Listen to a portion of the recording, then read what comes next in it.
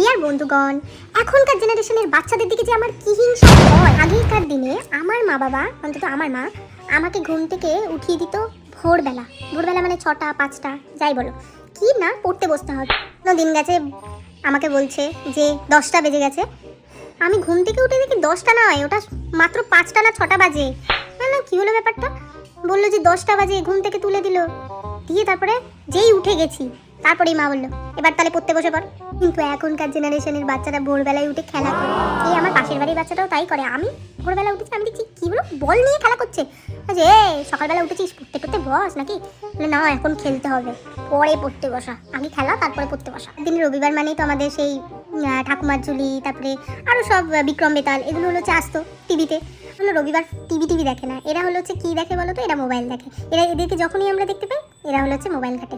মোবাইলে যে কি দেখে তুমিও জানো না আমিও জানি না, এরা দেখে যাচ্ছে, মানে এই যে বড়দের মতন স্ক্রোলিংটা ঠিক চালিয়ে যাচ্ছে এরা।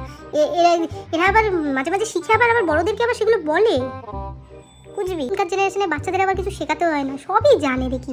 আমি যদি আমার ফোনেরও কোনো এক না জানার জিনিস ওর কাছে নিয়ে যাই, ও পেরে যায়। এটা কি করে সম্ভব আমি বুঝতে পারি না। ওরা সব কিছু জানে, আমরাই মনে হয় কিছু জানি। এখনকার generation ultra pro max generation. ছোটবেলায় ফোনে হাত দিলে আমার বাবা মা তো মানে ঝাঁটা নিয়ে তাড়া করতো, এরকমই। মানে মোবাইলে হাত দেওয়া যাবে না, মোবাইলে বড়দের জিনিস। আর এখনকার বাচ্চাদের চুপ করানোর জন্য মোবাইলটা মা বাবাই দিয়ে দেয়। এটা আবার কি ধরনের জেনারেশন কে জানে বাবা। আমি তো বাবা, আমার মনে হয় আমার মা বাবার তো জীবনে এরকম দেয়নি। কথাবার্তার ধরন দেখলে তুমি এদেরকে কিন্তু একেবারেই ছোট মনে হবে না, এরা মনে হবে বিশাল পণ্ডিত ব্যক্তি হয়ে গিয়েছে, এত কথা বলছে। আমি মাঝে মাঝে মনে করি ও ছোট না আমি ছোট, মানে ওর যে কথাগুলো বলে সেগুলো তো বড়দের মতন। মানে আমাকে নিজেই মনে হয় আমি তো এখনো ছোট আছি ভাই।